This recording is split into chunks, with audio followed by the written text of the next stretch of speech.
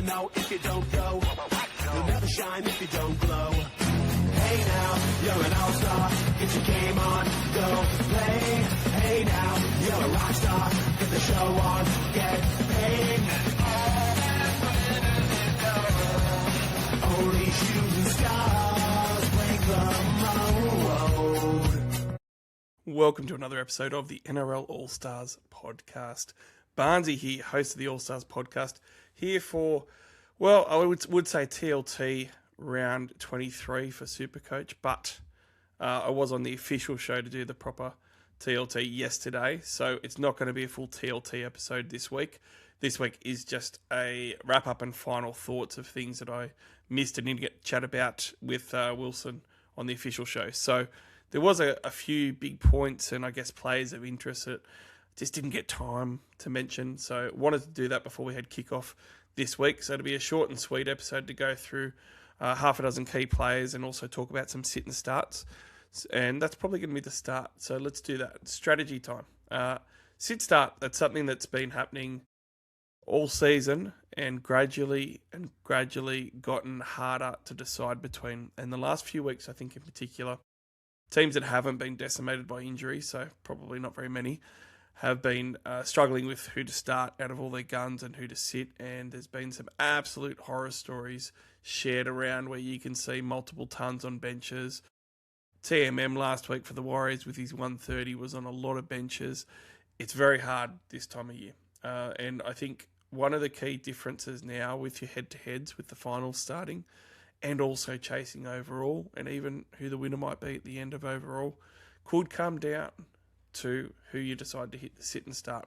So it is a pretty big deal. I'm going to go through a few, I guess, slightly more controversial ones. For the sitting, there's a couple of guys that kind of stand out.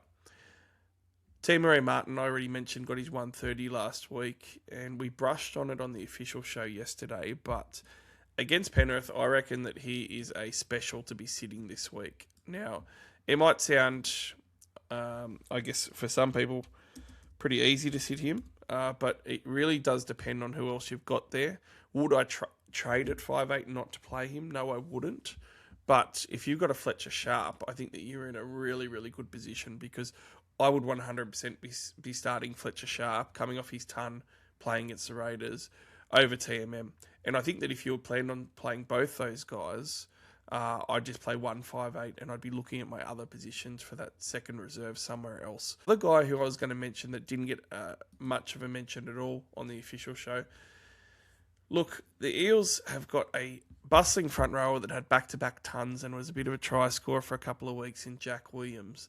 He's been moved to the edge this week, which was mentioned briefly on the official show, and I didn't get to chat about it as much as I wanted to. I would 100% be benching Williams. It's going to be hard for teams who have only just brought him in the last couple of weeks, but at the end of the day, we've got a pretty good handle on what Jack Williams does when he's on an edge and when he's a prop. When he's a prop, he's a beast. He can go great guns because he plays big minutes as a front rower in the middle. The last 2 weeks, he's gone, well, actually, last 3 weeks, he's gone 80 minutes as a front rower. That is great. When he goes 80 minutes as a back rower, which he did in the middle of this season for more than half a dozen games, so a pretty good sample size, he's a sub-60 scorer. Now, that's not a slight on Williams. He is an out-and-out prop. So when you take away his work rate and his middle minutes, then he's just going to suffer. I don't think that it's a great matchup for him. This week against Souths, it's okay, but it's just one of those ones where I think a lot of teams that have Jack Williams might have a bit of a third-string guy, like maybe a Joseph Tapine on the bench, or maybe you've even got May and Payne Haas along with Jack Williams, and you've been a little bit disenchanted with what May's been doing or something. I just wouldn't be playing Williams. It's that simple. Moving on to the starts. Now, look, I'm just going to apologise for some of the SuperCoach veterans and stuff. Some of these ones might sound like really simple. I guarantee you people will be sitting some of these players because they've just got really hard decisions. And I've seen some veteran SuperCoaches ask some questions in some groups and stuff like, oh, who do I sit out of these players? And they're all guns. And you laugh about it, but you look at their side and you go, actually, it's really hard. You're going to have to sit some really good players. So Helam Lukey this week, he would be one of my first second rowers picked. He's coming up against that Gold Coast Titans edge, but he hasn't been scoring phenomenal, and certainly some people might be worried about the fact that they just got pumped by the Roosters and had 82 points put on him. He's only been going average of late, so 60 points on the weekend, but people have to remember that 60 points in an absolute thrashing. 81, 66, 65, 56, 53. He's actually had a real poor couple of months by his standards. He's got a 3-round average of 67, a 5-round average of 64. He's got a season average over 70. So he's been below where he was previously. Against the Gold Coast Titans earlier in the year, he only scored a 63, and his average against them isn't phenomenal either historically. Having said that, running at an edge and not having only scored one try in his last, 7 matches, which is low for him after his streak from the start of the season, I think he's due to go over. So I would 100% be starting Lukey. Might sound like a fait accompli to a lot of coaches, but many will be benching him, I guarantee you. Keon Kalamatangi is another one. He is now back in the middle. I'd 100% be starting him, and I will just throw up the old Parramatta Eels stat as well, where Keon Kalamatangi is playing against an Eels middles where they give up tries a lot. Harry Grant carved them up at the start of the year through the middle of the ruck. They've just got like a decade worth of data that shows middle forwards go well against that Parramatta Eels club for whatever reason in SuperCoach. He very well could score a try this week. Would I play him over a Payne Haas? Probably not. But look, it's pretty hard because I think it's a really, really good matchup for him. And I think that he's at worst going to give you 70s. Last week he gave a 69, but that was starting on the edge. Going back to the middle, he hasn't scored since round 14 versus Manly, and that was a middle forward try. And by the way, that's his only try of the year. He's got to score some more tries, and he's only got 5 more games to do it. So I think that he's going to have a decent chance this week. Big key on Greg Marju. Been benched by a lot of coaches for a long time now because he's been disappointing. As his Knights career goes at GIO Stadium, he has scored at GIO Stadium against the Raiders every single time in a Knights jersey. It is only 3 games, but over the last 4 years as a Knight, every time he scored a try. And it's been 80s and a high 70s performance from him in those games. So I'm expecting a 75-plus performance from Greg this week. Pretty decent, and especially when you consider he's sub 20% ownership, and at least half of those teams I think are going to probably bench him. So on an actual start basis, he's going to be a start pod at sub 10%, I'm pretty sure. And I reckon that's great because we all know that Greg can get the doubles up, and if he does, that could be a really handy ton, which it was last week when a lot of people benched him. So quite like him against the Raiders. Moving along, David Fafita, really like this week. Scored a 79 against the Eels about 5-6 weeks ago. Hasn't tonned up yet this year.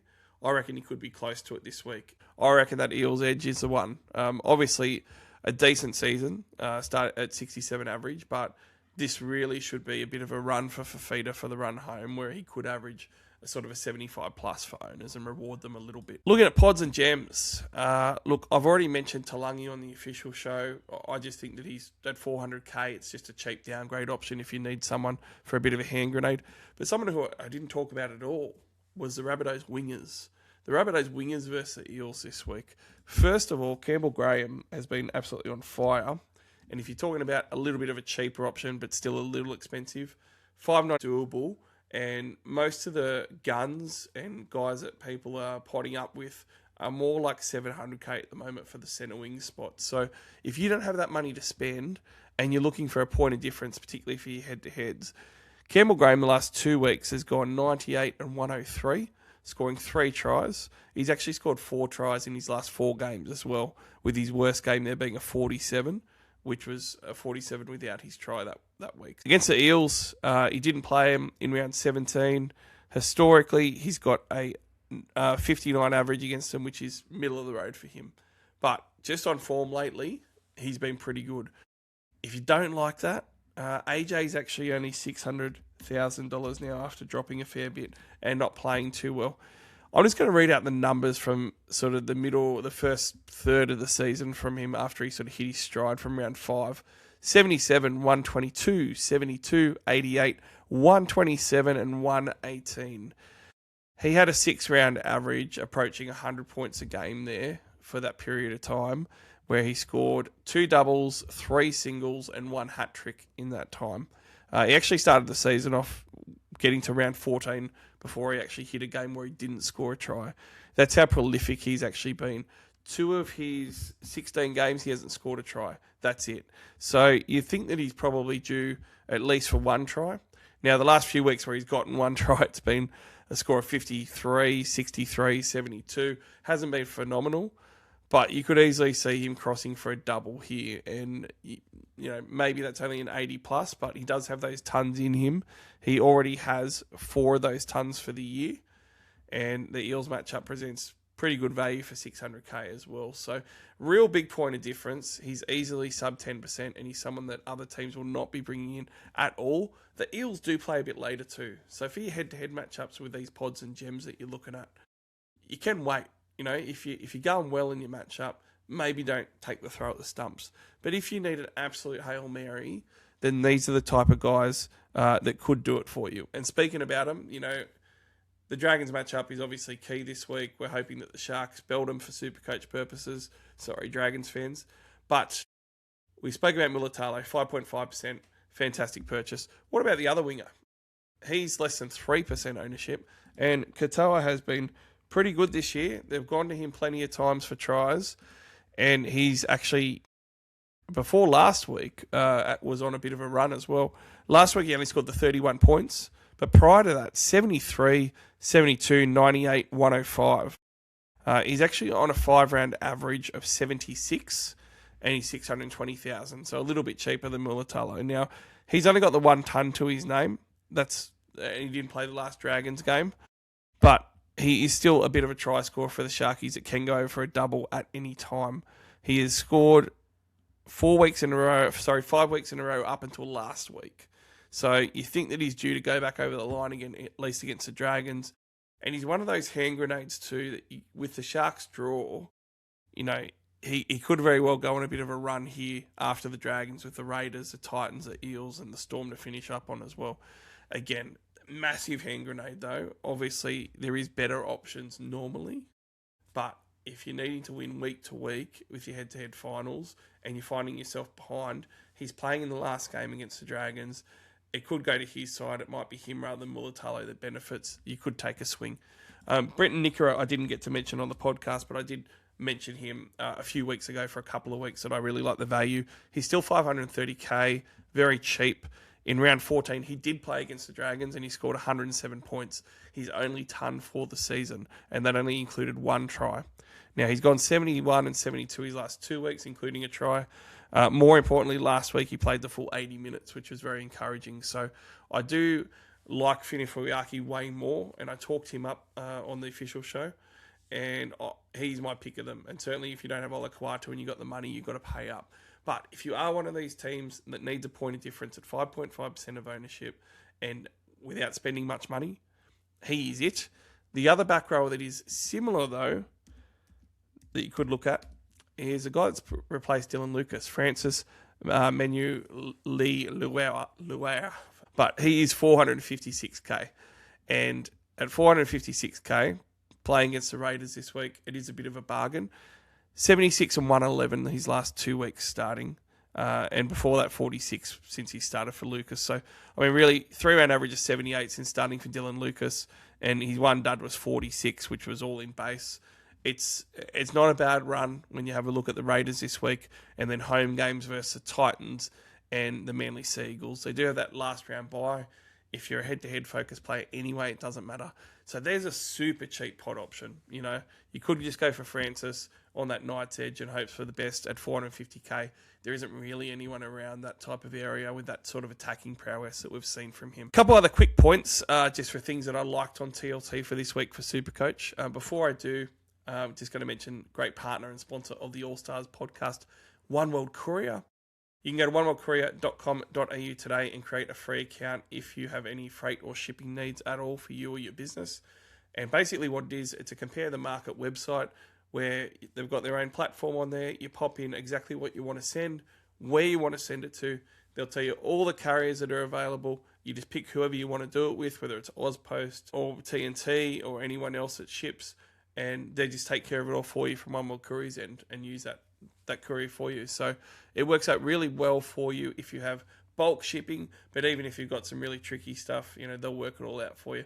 Great service. And if you mention NRL Allstars podcast as far as where you heard about them when it asks you that question on sign up, they'll take great care of you, I assure you. And they're great West Tigers fans too. So if you follow them on all the social media, you'll see some great giveaways. Some people got some multi-passes to last week's game at the Tigers, and they'll probably be doing that again soon as well as a major jersey sponsor. So oneworldcourier.com.au, go get on them today.